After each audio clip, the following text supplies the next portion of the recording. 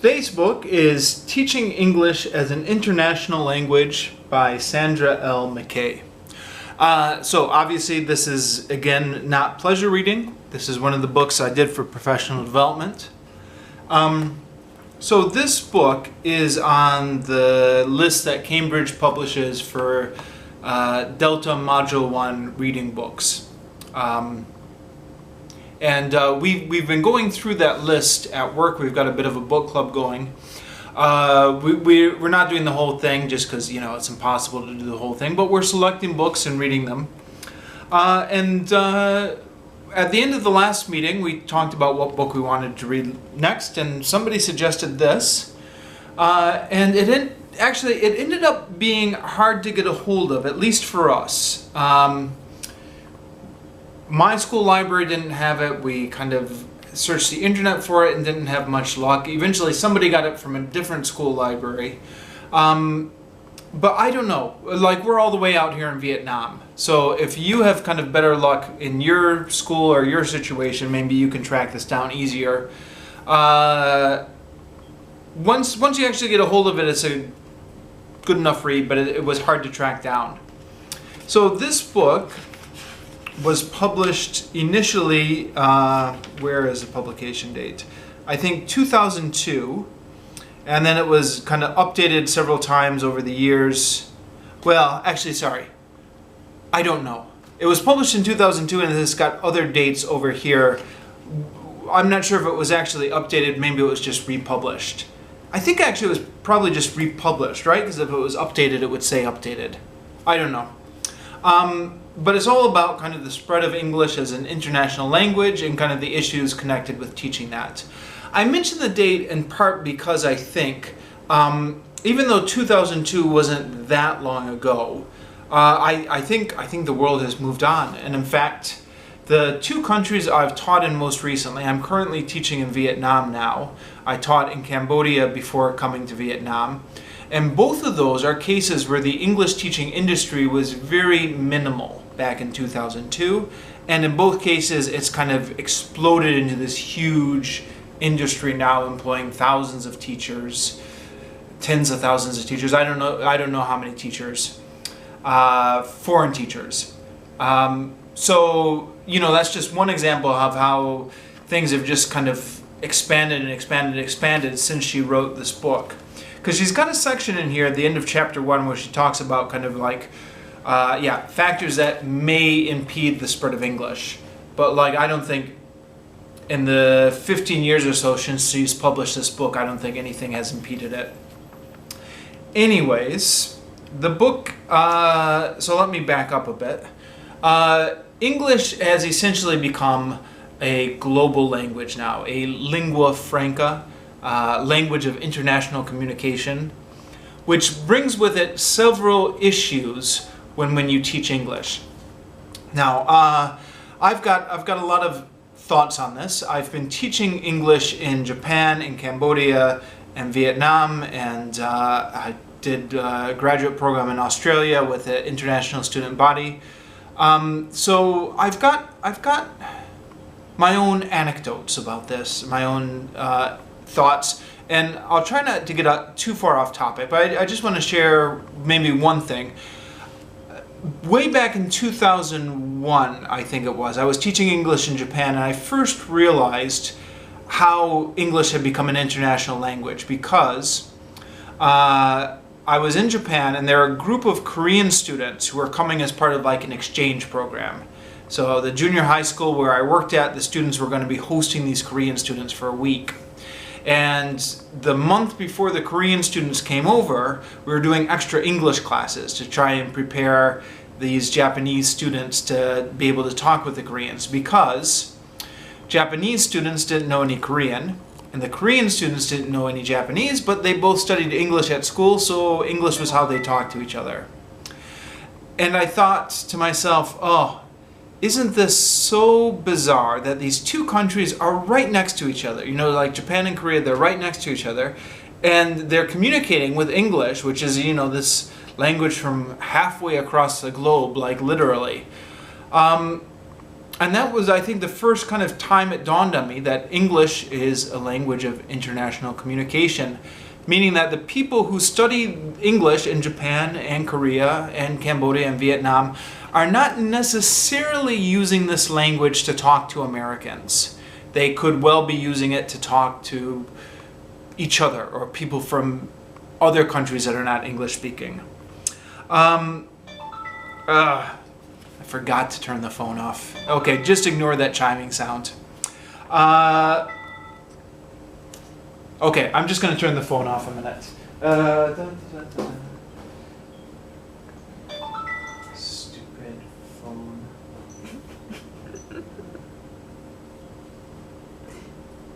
Sorry, if I knew how to edit videos, I would edit that part out. I don't know how to edit videos. I just kind of record the whole thing. So that was 10 seconds of your life that you'll never get back. Sorry about that. So an issue that comes up with this then is, and Sandra Lee McKay addresses that in her book, what standards do we hold the students to when this is becoming an international language? That is, do they have to speak as grammatically as a native speaker would? She doesn't mention this, but like an example that kind of springs to mind is the third person singular S. Like, you know, I play, he plays. So there's absolutely kind of no meaning kind of carried by this. It's just a kind of grammatical feature that native speakers kind of think kind of is an indication of how fluent you are in English. But if a Japanese person and a Korean person are communicating in English, it is totally superfluous. Like English teachers will know the third person singular S, despite being extremely common, is one of the last things that a student will acquire. So, you know, like, how important is this? Or to give another example, I just recently read a book about discourse analysis for English teachers, talking about kind of all the ways kind of English speakers will communicate in a conversation. But like, if you're teaching English as an international language, do they have to do discourse analysis? You know, do the students have to do these discourse features exactly like an American would do if they're talking to somebody from Japan or Korea or something like that? So it's an interesting subject. She's got, Sandra L. McKay has her book divided into kind of several chapters, which are really quite diverse. Kind of, they're all dealing with English as an international language. But for example, chapter 3 is about standards of English as an international language. Like, do we expect them to pronounce it exactly as an American or British or not? But then chapter 4 is about culture, and chapter 5 is about teaching methods. And really, you know, they're quite diverse areas. I mean, you could take a very international mindset on the teaching materials and say the teaching materials should be about international culture and still be quite conservative when it comes to kind of grammar and pronunciation. Or you could be quite, you know, take a very broad view of acceptable grammar and pronunciation but still be quite conservative when it comes to the teaching methods. So like, I don't think there's like a scale of like internationality. Is that what I want to say? I think there's a range of different issues where you could have a range of different opinions, and I'm not sure they're all connected to each other. And to be fair, Sandra Lee McKay never actually says that they are. But like, I think each one of these could be like a whole separate discussion. Like, I could do a 30-minute video just talking about the issues of culture in teaching English and never even touch on teaching methods or the standards for teaching English as an international language. Anyways, just to go through these briefly though, kind of touch on what I touch on before the video time limit runs out.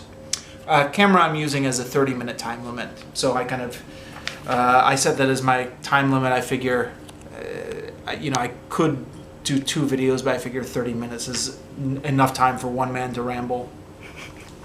So, English as an international language, she talks about the kind of the spread of English here. And she borrows terms from a guy named Katru, I hope I'm pronouncing that right, who has like this diagram here, which she uses throughout the rest of the book, which is inner circle countries, outer circle countries, and expanding circle countries. So inner circle countries are countries where English has spread because of migration, like, you know, America, Canada, Australia, and of course Great Britain, the original one. So I guess they're what we typically think of like native speaker countries, although as she says in the book, the term native speaker itself is quite complicated and open to a range of different interpretations. Outer circle countries are countries where English has some sort of official status, but it's not because of, you know, like, it's not because of migration in the sense, although it's usually kind of tied in with colonialism. But these are countries like India or Singapore or something like that, where there are a lot of different ethnic groups inside the country, and so they kind of use English as a way to communicate with each other, and English has a kind of an official status as that way. But it's not always a native language of everyone in that country. People have their own kind of separate native languages, and they use English to communicate with each other. And then the expanding circle is just kind of, I think, a catch-all for every place else. So everywhere else where English is studied as a second language, which I think, you know, correct me if I'm wrong, I think nowadays the expanding circle is everywhere. I mean, like, is there any country that they don't study English in? Not that I'm aware of. But certainly must be said, some of these countries where they study English as a second language, they study it better. Some countries study it better than others. Japan, where I spent 8 years teaching English, is notorious for, you know, students who graduate from high school and have 6 years of English study and can't speak a word of it. So, you know, like that. To what extent is it really an English-speaking country in the expanding circle? Not very much. But, you know, who knows what will change in the future. So she talks about some of the political issues, the negative effects of the spread of English, the factors that may impede the spread of English. There's a guy she mentions here called Philip Robertson. Or was it Robert Phillipson? Robert Phillipson. Who wrote a book called Linguistic Imperialism, which I've not read, but I'm familiar with it because it's gotten mentioned a couple times on the TEFLology podcast, which, by the way, if you're not listening to the TEFLology podcast, let me give them a quick shout out here. It's worth listening to. Certain episodes are better than others, but like if you're at all interested in professional development, just listen to the podcast. You'll pick stuff up from it. I certainly have. Just, you know, put it on in the background in your apartment, kind of like when you're brushing your teeth in the morning. You'll pick up all sorts of interesting things. And in fact, these circles, the inner circle, outer circle, expanding circle, that's something else I had picked up from the TEFLology podcast before reading this book. But she talks about Robert Phillipson, who has this book called Linguistic Imperialism, in which he argues that kind of the international English language teaching industry is a form of imperialism, like we're kind of spreading our culture in maybe a negative way. And she throughout the whole book, actually, she doesn't really kind of come down with her own opinion on any of these issues. She just kind of balances everything. So she mentions that, and then she mentions kind of some of his critics.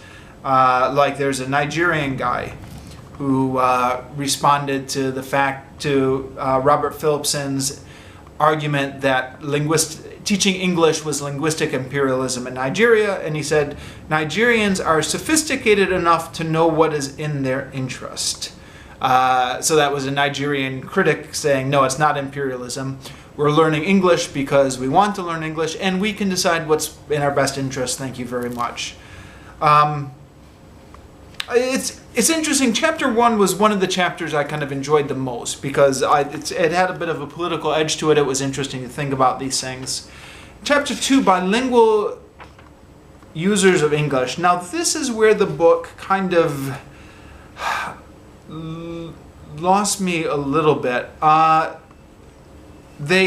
She talks a lot about all the complex things in kind of defining what is a native speaker of English and what is a bilingual speaker of English, and kind of all the problems and ambiguities there are in those terms. And she's not wrong, and she makes a very good case for what she's trying to say. But it's the kind of thing, especially if you're like me and you're reading this book for potential professional development, you get to the end and you're like, well, I didn't really learn anything from that I didn't know before. I guess I just learned that everything is ambiguous.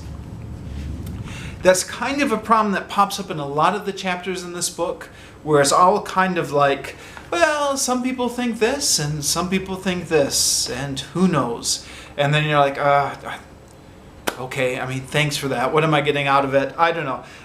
To be fair, she's doing what she had to do. She could not have written this book in any other way. But it is kind of something that if you're looking for kind of something tangible to take out of the book, might be a little bit frustrating. Next, standards for English as an international language. Now here we get into the linguistics of it. So when you're teaching English, or when English is being spoken in Japan or Singapore or India or whatever, what are the standards for the grammar? Do you hold them to the same standards as native speakers, and pronunciation and vocabulary? So she quotes extensively from Jennifer Jenkins, or references Jennifer Jenkins repeatedly. And Jennifer Jenkins, of course, has kind of made waves really on all of those issues, but most famous for the phonology. And it's an interesting debate. It's kind of one of those things you kind of get to the end of the chapter again and you're like, okay, I still don't know what to think. But it's an interesting debate. Food for thought. Then culture and teaching English as an international language. Now, again, here's the thing. If we're teaching English as an international language, meaning maybe this is something that Japanese students will use to communicate with Korean students, then do we need to teach the kids about American culture or British culture or Western culture? Or should the culture just completely be removed from the teaching of English? And in most course books that you teach out of, in a lot of course books that you teach out of, it's very kind of based on American and British culture. And she says, this can cause problems. She says it causes resentment from the kids, the students, sometimes causes confusion, like they don't understand the lesson because it's making a reference to American culture or something like that. And like, This is a real issue. I'm an American, but in Southeast Asia, here in Cambodia and Vietnam, for whatever reason, British English textbook seems to predominate. That wasn't the case when I taught in Japan, but it seems to be true here in Cambodia and Vietnam. And some of them, I don't want to mention any names, but some of them are so heavily based on British culture that I, as an American, kind of have to stop and look things up, or be like, oh, geez, kids, I don't know. Too many examples to mention, but just kind of one example was like, there was a lesson based on an agony aunt column. And the student said, what's an agony aunt? And I said, I have no idea what an agony aunt is. So, I had to ask around for like the Brits in the office, in the staff room. Turns out agony aunt is like a Dear Abby, like it's an advice column, where you kind of write about your problems and they print their advice in the newspaper. So I guess maybe this is more of a vocabulary issue. I was familiar enough with the concept of advice columns. I just didn't know what an agony aunt is. But yeah, like these kind of things where like even I, as an American, can't answer the kids' questions because it's so specific to British culture. So like imagine like a Vietnamese teacher teaching out of this textbook. Or a Cambodian teacher. And she mentions in here problems. I think her example is a South Korean teacher teaching out of a textbook that's making specific references to American culture. And, the South Korean teacher doesn't know. And this is potentially like a loss of face or something like that because a teacher is supposed to be the authority in the classroom. So you're creating all these problems with the teacher if the textbook is based on something the teacher doesn't know. And then also like the kids may not be interested in it. So she talks about solutions where the textbook is about the student's culture. So like if you're studying in Iran, the textbook is about Iranian culture. The obvious problem with that, which I think she hints at in this chapter if she doesn't acknowledge it outright, the obvious problem with that is nowadays textbook publishers publish for a broad market. They publish for an international market. So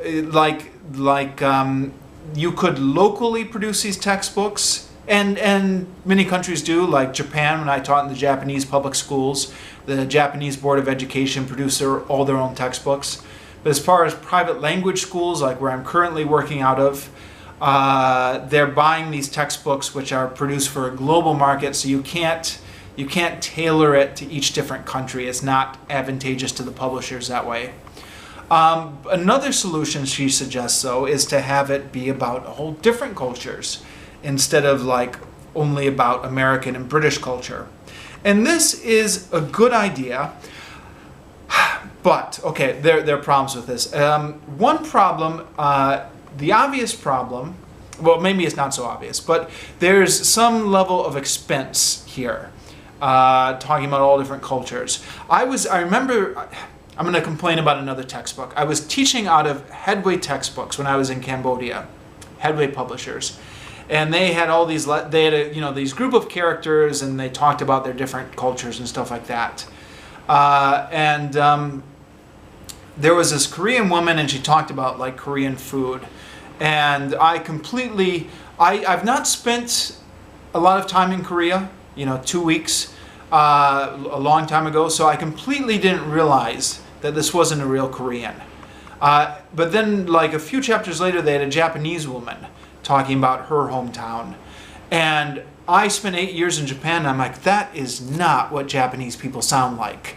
It was like this woman saying, so then I go to take the rice and I make the sushi. It's like something like that. And then like I re-listened to the Korean woman, and I realized it was the exact same woman. So they must not have had the budget to actually get authentic people from these countries. I think they just had like 2 different people in the recording booth, like one man and one woman who did all the voices for all the characters. So they had this British woman doing this fake Asian accent for like both, and the exact same fake Asian accent for both the Korean woman and the Japanese woman. So like that's one of these kind of practical issues you can have when textbooks try to talk about lots of different cultures on the cheap, which is just embarrassing. But the other issue, I think, there's a danger when you make the textbook about all these different cultures, it becomes like a really boring 4th grade social studies lesson. We're like, all right, well, these are these people, and here's what they wear, and this is what they eat, and this is their customs.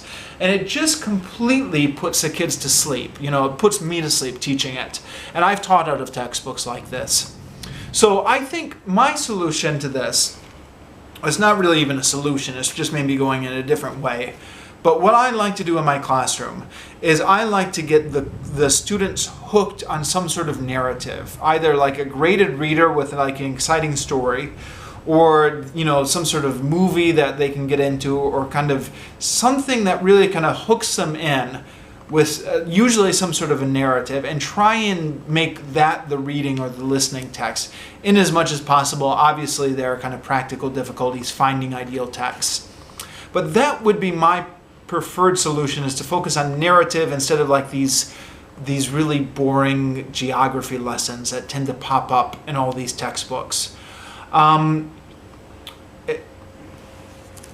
Now, that being said, I think you could still make this intercultural by just having lots of different stories from every different culture.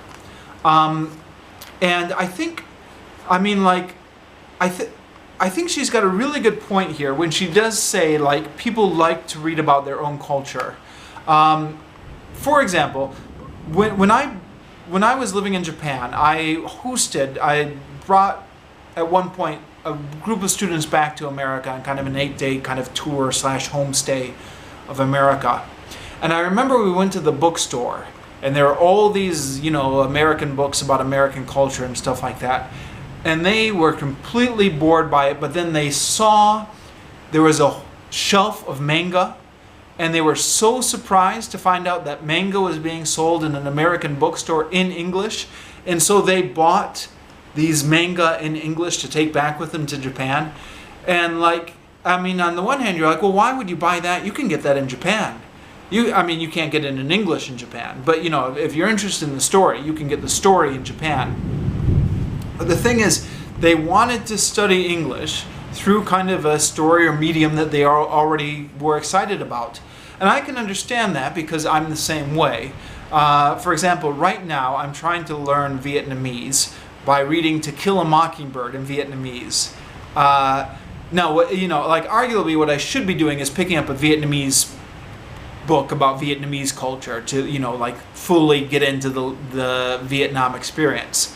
But what I do instead is I'm like, oh, right, I love that story. You know, that's a story I really have kind of fond memories of and emotions for. So I pick up the book to kind of study a foreign language, but a foreign language that's making reference to kind of my own culture. I mean, I'm not from the Deep South, but, you know, like American culture. So I think there is something there that people maybe want to study stories from their own culture in English. Now again, like you can't, for a publisher who's doing a mass market thing, again, you can't make a different textbook for every country, but you can include a lot of different countries. Again, another example from my own classroom, I do a lot of movies in my classroom. I don't just show the movies, we have worksheets to go through them and stuff like that. I'm teaching children, and we've been doing a lot of Disney movies. And then we did Princess Mononoke, which is a Japanese movie. I showed them the English dub, of course.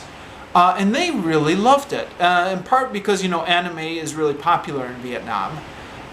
So it wasn't Vietnamese culture, but it wasn't American culture, it was Japanese culture. And they were really interested in studying Japanese culture through the medium of English.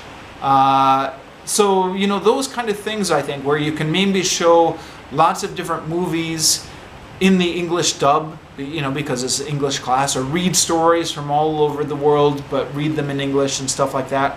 I think that would be the way forward. Again, I'm less enthusiastic about these social studies-esque lessons.